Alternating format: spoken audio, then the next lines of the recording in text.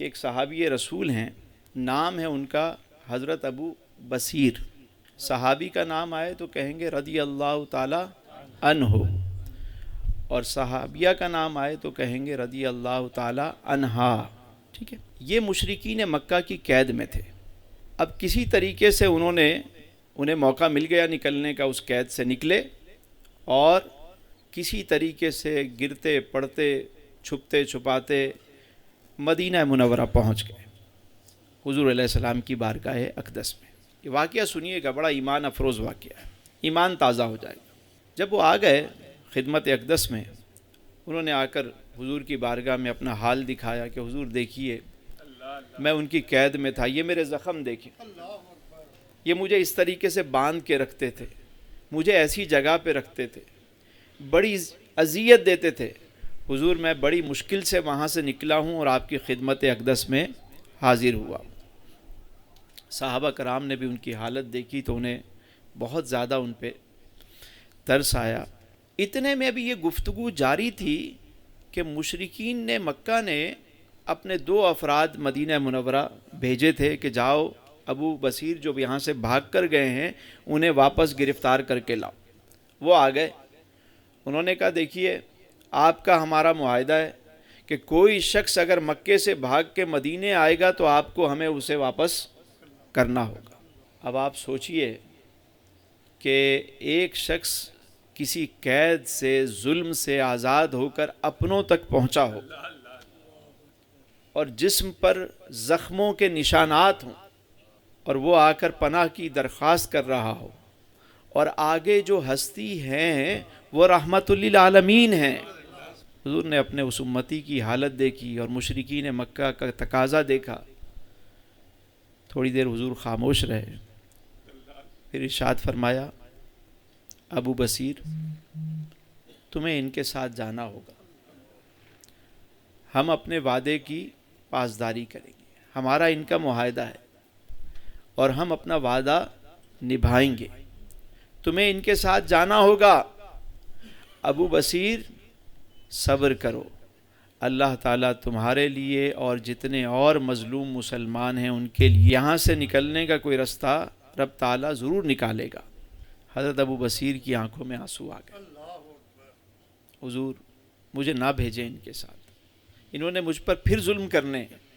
حضور میں بڑی مشکلوں سے نکلا ہوں، حضور کرم فرمائیے. آقا کریم علیہ السلام خاموش رہے. وہ دونوں حضرت ابو بصیر کو جب لے جانے لگے تو حضرت ابو بصیر بار بار مڑ کر جو ہے وہ حضور کو دیکھتے، بار بار مڑ کر دیکھ رہے ہیں. وہ آگے گھسیٹ رہے ہیں، آپ مڑ کے دیکھ رہے ہیں کہ شاید حضور بات ارشاد. حضور بڑے صبر کے ساتھ بیٹھے رہے. جیسے ہی ابو بصیر نظروں سے اوجھل ہوئے تو حضور علیہ السلام کی چشمان مبارک سے آنسو جاری ہو گئے. بڑا ضبط کر کے حضور بیٹھے رہے، حضور کی آنکھوں سے آنسو جاری ہوئے. اب حضرت ابو بصیر جا رہے ہیں ان کے ساتھ.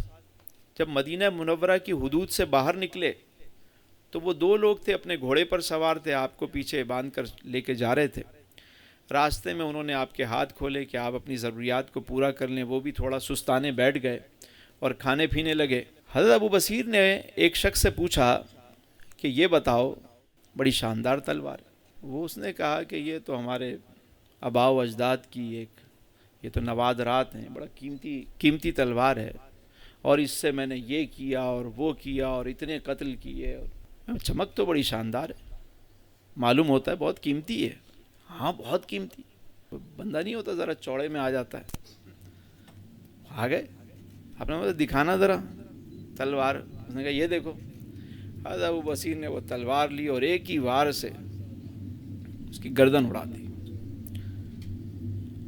اب جو اس کا دوسرا ساتھی تھا اس نے جب یہ منظر دیکھا اس نے تو اپنا گھوڑا لیا اور سر پٹ دوڑنا شروع کر دیا، مدینہ منورہ کی طرف دوڑ لگا دی اس نے. حضرت ابو بصیر بھی دوسرے گھوڑے پر سوار ہوئے، تلوار ہاتھ میں پکڑی اور آپ بھی اس کے پیچھے. وہ جا کر حضور علیہ السلام کی بارگاہ میں پہنچا. اس نے کہا کہ دیکھیے کہ آپ کے ساتھی نے میرے ساتھی کو قتل کر دیا.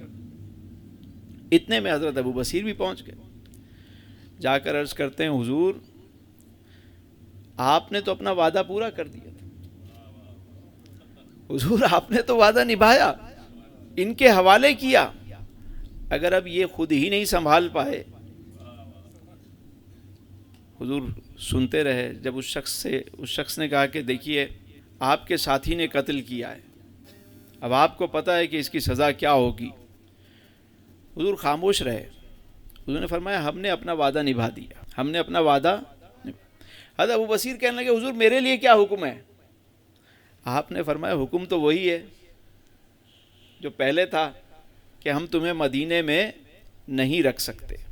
صحابہ کرام علیہم الرضوان حضور کی گفتگو سے خوشبو جو ہے وہ کشید کر لیتے تھے، جملوں سے خوشبو کو محسوس کر لیتے تھے کہ حضور کا اشارہ کیا ہے۔ حضور نے فرمایا ہم تمہیں مدینے میں نہیں رکھ سکتے، اس کا مطلب ہے کہ باقی تم کہیں بھی رہ سکتے ہو۔ حضور سے اجازت لی، اور وہ کیونکہ انہیں پتا تھا کہ ابھی مشرکین تک یہ خبر جائے گی تو پھر وہ آ جائیں گے لینے، مدینہ شریف سے وہ نکل گئے۔ اب مکے تو وہ جا نہیں سکتے تھے، تو سمندر کے کنارے انہوں نے ایک اپنا ٹھکانہ بنا لیا اور وہاں وہ رہنے لگے۔ یہ خبر پہنچی مکۃ المکرمہ کہ ابو بصیر نے اس شخص کو جو لینے گیا تھا قتل کیا اور خود بھی مدینے سے فرار ہو گئے۔ اب مشرکین سوچنے لگے کہاں گئے، اور یہ خبر پھیلتے پھیلتے حضرت ابو جندل رضی اللہ تعالیٰ عنہ تک پہنچی۔ حضرت ابو جندل کون ہے، ان کے بارے میں ہم نے گزشتہ جمعرات میں ہم نے ذکر کیا تھا، تو وہ بھی وہی تھے جو قید سے نکل کر آئے تھے اور انہیں بھی واپس کر دیا گیا تھا۔ جب انہیں یہ پتہ چلا کہ ابو بصیر نے ایک ٹھکانہ بنا لیا ہے، وہ دوبارہ مشرکین کی قید سے نکلے اور آپ کے پاس پہنچ گئے۔ اب تعداد کتنی ہو گئی؟ 2۔ آہستہ آہستہ یہ خبر بڑھتی گئی اور وہاں پر مسلمانوں کی تعداد بڑھتی چلی گئی۔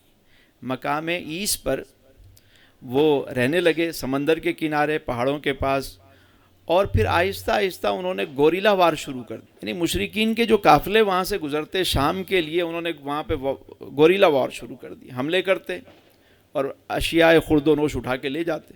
اب مشرکین کا وہاں سے گزرنا جو ہے وہ محال ہو گیا، اور مسلمانوں کی تعداد وہاں بڑھتی جا رہی، کیونکہ مسلمانوں کو پتہ ہے کہ اب ہم مدینے جائیں گے تو یہ ہمیں واپس بھیج دیں گے، تو ہم مدینے نہیں جائیں گے، ہم ان کے ساتھ رہیں گے۔ ابھی تعداد بڑھتی گئی، اور ادھر حضرت ابو بصیر، حضرت ابو جندل اور جو باقی مسلمان تھے، اب دل میں تڑپ تو ہے نا مدینے جانے کی، سامنے مدینہ ہے، راستہ جا رہا ہے، قافلے بھی مدینے کی طرف جاتے ہیں، سب گئے رہ گئے ہم، جانے کب ہوگا کرم، یعنی اس آس پہ جیتا ہوں، کہہ دے یہ کوئی آ کر، چل تجھ کو مدینے میں سرکار بلاتے۔ کیونکہ حضور نے فرمایا تھا کہ عنقریب اللہ تمہارے لیے کوئی نہ کوئی سبب ضرور بنائے گا۔ حضرت ابو بصیر سمجھ گئے تھے کہ پیغام آئے گا، حضور نے ارشاد فرمایا تو پیغام۔ اور دیکھیے عشق والوں کے انداز نرالے ہوتے ہیں۔ حضرت ابو بصیر نے کوئی بات محسوس نہیں کی کہ ہم تو ایمان لائے، ہمیں ہی مدینے سے نکال دیا گیا۔ عشق میں کوئی گلہ نہیں کیا، کوئی شکوہ نہیں کیا۔ محبت جہاں ہوتی ہے نا، تو پھر وہاں پر محبوب آپ کو چھاؤں میں رکھے یا دھوپ میں رکھے، محبوب محبوب ہوتا ہے۔ تو جب شام ہوتی تو حضرت ابو جندل، حضرت ابو بصیر پہاڑ کی چوٹی پر بیٹھ کر مدینے کی طرف رخ کر کے حضور کو سلام پیش کرتے، دیکھتے رہتے، اور گویا یوں کہتے ہوں گے کہ اے تن میرا کنگھی ہووے تے میں زلف محبوب دی واواں، پوش میرے دی بن جائے جتی جے میں سونے دے پیری آواں، جے سونا میرے دکھ وچ راضی میں سکھ نو چلے پاواں، یار فریدا کتے مل پوے سونا انہوں رو رو حال سناواں۔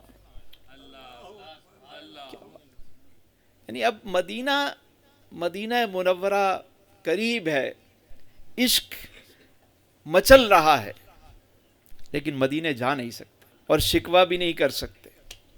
انتظار ہے کہ کب بلاوا آئے، اور اسی انتظار میں دن گزر رہے ہیں۔ ایک ایک پل ایک ایک لمحہ کیسے محسوس کرتے ہوں گے، ذرا اس فیلنگ کو محسوس کیجیے آپ کہ مدینے جا نہیں سکتے انتظار میں، کبھی عرش پر، کبھی فرش پر، کبھی ان کے در، کبھی در بدر، غم عاشقی تیرا شکریہ میں کہاں کہاں سے گزر گیا، کبھی رک گئے، کبھی چل دیے، کبھی چلتے چلتے مچل گئے، یوں ہی عمر ساری گزار دی، یوں ہی زندگی کے ستم سہے۔ یہ عجب عشق کی داستان ہوتی ہے، شکوے نہیں ہوتے عشق میں، شکوے انہوں نے یہ نہیں کہا کہ حضور ہم تو ایمان لائے ہیں ہمارے ساتھ یہ ہو رہا ہے، نہ نہ نہ نہ، جیسے بہت سارے مسلمان ایسی بات کر دیتے تو ایمان والے ہیں ہمارے ساتھ یہ ہو رہا ہے۔ یاد رکھیے حضرت ابو بصیر نے اپنی جد و جہد جاری رکھی، حضور سے اپنا تعلق برقرار رکھا اور یہ یقین رکھا کہ عنقریب حالات بدلیں گے، اور پھر رفتہ رفتہ رفتہ رفتہ تعداد مسلمانوں کی 300 ہو گئی وہاں پہ، اور ان کے حملوں میں بھی شدت آ گئی۔ اب مشرکین جو ہے وہ پریشان ہونا شروع ہو گئے کہ یہ کیا ہوا، اگر یہ کسی سسٹم میں ہوتے، مطلب کسی قبیلے کے ماتحت ہوتے تو ہم جا کے بات کرتے ان سے، ہم بات کس سے کریں، یہ تو خانہ بدوش لوگ ہیں، پہاڑوں پہ رہتے ہیں، سامنے کوئی قبیلہ بھی نہیں ہے، چھپ کے رہتے ہیں اور گوریلا وار کرتے ہیں، کس سے جا کے لڑیں، ان سے لڑنا تو بہت مشکل ہے۔ بھائی لڑا تو اس سے جاتا ہے کہ جو لڑنے آئے، اب جو جان ہی ہتھیلی پہ رکھ کے گھوم رہا ہے اس سے کوئی کیا لڑے گا۔ یہ جو معاہدہ کرتے ہیں نا، یہ جو شرائط طے کی جاتی ہیں اور جو ستم ہوتے ہیں، اس کا جو نتیجہ نکلتا ہے وہ پھر ایسا ہی نکلتا ہے۔ جس کو آپ ہر طرف سے مجبور کر دیتے ہیں اس کے پاس آپشن ہی کیا بچتا ہے، پھر یہی آپشن ہوتا ہے۔ اور پھر ایک دن ایسا ہوا کہ مشرکین نے آپس میں مشورہ کیا کہ یہ تو ہم پھنس گئے بری طریقے سے، جو شرط ہم نے اپنے فائدے کے لیے رکھی تھی وہی ہمارے گلے کا پھندا بن گئی۔ ان کا وفد آیا مکے سے اور حضور کی بارگاہ میں آ کے بیٹھا اور کہنے لگا حضور اس شرط کو ختم کر دیں، اور یہ جتنے لوگ مقام عیش پر موجود ہیں ان سب کو آپ بلا کر اپنے پاس رکھ لیں، اپنے پاس رکھ لیں مدینہ منورہ میں، صبر کے ساتھ، ہمت کے ساتھ، مستقل مزاجی کے ساتھ آپ چلتے رہیں، اللہ تعالیٰ خود بخود رستہ بنا دے گا۔ یہ یاد رکھیے، زندگی کا اصول ہے، یہ زندگی میں یہ اپ ڈاؤن آتے ہیں، اسی کا نام زندگی ہے۔ کبھی ای سی جی رپورٹ دیکھیں، اس میں آپ یہ لائنیں دیکھتے ہیں یوں بنی ہوئی ہوتی ہیں ڈاکٹر صاحب، اگر لائن سیدھی ہو جائے تو کیا ہوتا ہے، ختم ہو گیا بندہ۔ یہی تو زندگی ہے، up down up down up down, یہی تو رنگ ہے، سردی گرمی، کبھی خوشی کبھی غم، یہی زندگی ہے، رنگ ہے سارے۔ ہم چاہتے ہیں کہ ایک جیسا سلسلہ ہو جائے، اگر لائن سیدھی ہو گئی تو بندہ ختم، بچے گا کیا؟ جینا سیکھیں اور حل ڈھونڈیں۔ حضرت ابو بصیر رضی اللہ تعالیٰ روزانہ رات کو بیٹھتے، اب تعداد بڑھ گئی، مدینے کی طرف رخ کر کے بیٹھنے والوں کی تعداد بڑھ گئی۔ اور آپ کو پتہ ہے ایک بات یاد رکھیں، جب حضرت ابو بصیر گئے وہاں سے تو کیا حضور علیہ السلام ان کی خبر گیری نہیں کرتے ہوں گے؟ مدینے سے لوگ آتے، آ کے بتاتے حضور تمہیں یاد کر رہے، حضور تمہارا ذکر کرتے، یاد کرتے، اور ادھر بھی مچل رہے ہیں کہ بلاوا کب آئے گا، کب بلاوا آئے گا۔ جگہ دیتے ہیں قرب خاص میں اس شخص کو اتنی، نبی کے عشق سے جس قدر کوئی مانوس ہوتا ہے، صلہ اس سے بڑھ کر اور کیا ہوگا محبت کا، ہمیں جب درد ہوتا ہے انہیں محسوس ہوتا ہے۔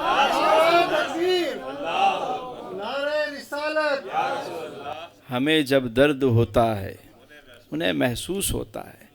حضرت ابو بصیر کا جو درد ہے وہ حضور کو محسوس ہو رہا ہے، اور حضور بھی انتظار میں تھے، ابو بصیر بھی انتظار میں ہیں۔ اور پھر کیا ہوا کہ جب مشرکین مکہ آئے اور انہوں نے یہ شرط ختم کی تو میرے آقا کریم علیہ السلام نے فوراً کہا کہ چٹھی لکھو میرے عاشق کے نام۔ ایک پیغام لکھوایا کہ ابو بصیر آ جاؤ، مدینے آ جاؤ، سارے ساتھیوں کو لے کر مدینے آ جاؤ، پیغام سوا لائی ہے سرکار نبی سے، آیا ہے بلاوا مجھے دربار نبی سے۔ اب وہ انتظار کی گھڑیاں جو ہیں وہ ختم ہو رہی ہیں۔ ادھر قاصد جو ہے وہ پیغام لے کر چلا، اور ادھر حضرت ابو بصیر بستر پر ہیں، لیکن چہرہ مدینہ منورہ کی طرف ہے، انتظار کر رہے ہیں کہ کب پیغام آئے گا۔ قاصد پہنچا وہاں مقام عیس پر، اور جا کر حضور علیہ السلام کا جب پیغام دیا کہ مبارک ہو، مدینہ منورہ سے آقا کریم علیہ السلام کا بلاوا آ گیا ہے، سارے مسلمان ایک دوسرے سے گلے مل کر رونے لگے۔ اور حضرت ابو جندل جلدی سے اٹھے اور بھاگ کر حضرت ابو بصیر کے پاس پہنچے۔ وہ بستر پر ہیں، بیمار ہیں، اور آنکھیں جو ہیں نا ان کی کھلی ہوئی ہیں، انتظار میں ہیں، محبوب کے انتظار میں آنکھیں ہیں۔ جا کر جب پیغام سنایا، خط جا کر دیا، تو آپ نے اشارہ کیا کہ پڑھو خط کو۔ حضرت ابو جندل نے جب یہ خط پڑھ کر سنایا کہ حضور نے پیغام، حضور کا ارشاد گرامی ہے کہ آ جاؤ غلامو آ جاؤ، حضرت ابو بصیر نے وہ خط لیا، چوما، آنکھوں سے لگایا، سینے سے لگایا، اور پھر آنکھیں بند کی اور کلمہ پڑھا، اور روح جو ہے قفس انصری سے پرواز کر، یعنی محبوب کے اس خط کا ہی، اس بلاوے کا ہی انتظار کر رہے تھے، اور کسی چیز کا انتظار نہیں تھا۔ اپنا مشن مکمل کی کر چکے تھے۔ مشرکین مکہ کو گھٹنے ٹیکنے پر مجبور کر دیا تھا انہوں نے۔ اپنا کام پورا کر کے حضور کا جب پیغام آیا، ظاہری طور پر تو وہ نہ جا سکے، لیکن جیسے ہی ادھر آنکھ بند ہوئی، ادھر حضور کی محفل حضوری میں پہنچ گئے حضرت ابو بصیر۔ اور آپ دیکھیے کہ پھر آقا کریم علیہ السلام کی طرف سے انعام کیا ملا، ذرا یہ بھی تو دیکھیے۔ حضرت ابو جندل نے نماز جنازہ پڑھائی، اسی مقام عیس پر حضرت ابو بصیر رضی اللہ تعالیٰ عنہ کا مزار بنا، اور پھر آج بھی وہاں پر مسجد ابو بصیر وہاں پر موجود ہے۔ دنیا بھر سے لوگ جا کر اس کی زیارت کرتے ہیں۔ یہ مکہ اور مدینہ کے درمیان ایک مقام عیس ہے، وہاں پر مسجد ابو بصیر اور آپ کا مزار وہاں پر موجود ہے۔ آپ دیکھیے کہ انعام کیا ملا۔ باقی اصحاب نے جو جد و جہد کی، انہیں تو یہ انعام ملا کہ وہ سارے مدینہ منورہ آ گئے، اور حضرت ابو بصیر کو جو نشان عشق عطا ہوا وہ کیا ہوا؟ دیکھیے کہ کیسا نشان عشق ملا کہ آپ کا وہاں مزار بنا، اور آپ کے نام سے وہاں مسجد منسوب ہوئی، اور رہتی دنیا تک لوگ وہاں جاتے رہیں گے، اور حضرت ابو بصیر رضی اللہ تعالیٰ عنہ کی خدمت میں سلام عرض کرتے رہیں گے۔ آپ کا کام بھی زندہ رہا، آپ کا نام بھی زندہ رہا۔ یہ صحابہ کرام علیہم الرضوان کی وہ قربانیاں ہیں لازوال۔ اسی لیے کہا گیا کہ حضور کی جو سیرت ہے وہ ہمارے لیے بہترین نمونہ ہے، اور اس میں ہمارے لیے سیکھنے کی بہت ساری چیزیں موجود ہیں اس میں۔ اللہ تعالی ہم سب کو آسانیاں عطا فرمائے، اور آسانیاں تقسیم کرنے کا شرف عطا فرمائے۔ اعلیٰ حضرت امام اہل سنت سے کسی نے پوچھا کہ سید زادے کی اگر تربیت کرنی پڑے تو کیسے کریں، یعنی سید بھی ہے اور سدھارنا بھی ہے۔ تو آپ نے فرمایا کہ اگر سختی کرنی بھی پڑے تو دل میں یہ نیت کر لو کہ میں ان کے پاؤں کی دھول کو صاف کر رہا ہوں۔ یعنی سادات کا ادب، نسبت کا ادب تو اپنی جگہ رہے گا، لیکن ایک شخص اگر ایسا ہے کہ اس کا کیریکٹر ہی وہ نہیں ہے، تو اسے خود غور کرنا چاہیے کہ جہاں سے وہ منسوب ہے، جس نسبت سے ان کا تعلق ہے، اس نسبت کا خیال رکھنا چاہیے۔ ہمیں تو ادب ہی سکھایا گیا ہے، لیکن ریاست اپنی جگہ کام کرتی ہے۔ ایک خاتون نے چوری کی، اور کہ حضرت اسامہ بن زید سے کسی نے کہا کہ آپ جائیں حضور کی بارگاہ میں سفارش کریں، آپ چونکہ حضور کے لاڈلے ہیں، آپ جائیں کہ اس خاتون کی اس غلطی کو معاف کر دیا۔ آپ کو جلال آ گیا، اور آپ نے فرمایا اسامہ، پہلے کی قومیں اس لیے ہلاک ہوئیں کہ ان کا اگر کوئی صاحب ثروت شخص جرم کرتا تھا تو اسے معاف کر دیا جاتا تھا، کوئی غریب آدمی جرم کرتا تھا تو اسے سزا دی جاتی تھی۔ تو حضور علیہ السلام نے جو یہ بات ارشاد فرمائی کہ اگر اس کی جگہ میری بیٹی فاطمہ بھی ہوتی تو اسے بھی سزا دی جاتی. دیکھیں جرم اگر کوئی کرے گا تو ریاست اپنی جگہ کام کرے گی. وہ کوئی عالم ہو، کوئی حافظ ہو، کوئی سید ہو، ریاست اپنی جگہ جو قوانین ہیں وہ سب پہ لاگو ہوتے ہیں. جہاں تک رسپیکٹ کی بات ہے تو ہم ہر سید زادے کا ادب کرتے ہیں. بات سمجھ میں آ گئی؟ جو آپ بات کر رہے ہیں وہ بات بالکل ریاست کی بات ہے وہ، اور ہم جو بات کر رہے ہیں وہ بات محبت کی کر رہے ہیں. ادب ہم ہر ایک کا کریں گے، ہر نسبت والی شے کا کریں گے، لیکن جس نے جرم کیا ہے اسے سزا تو ملے گی، وہ کوئی بھی ہو.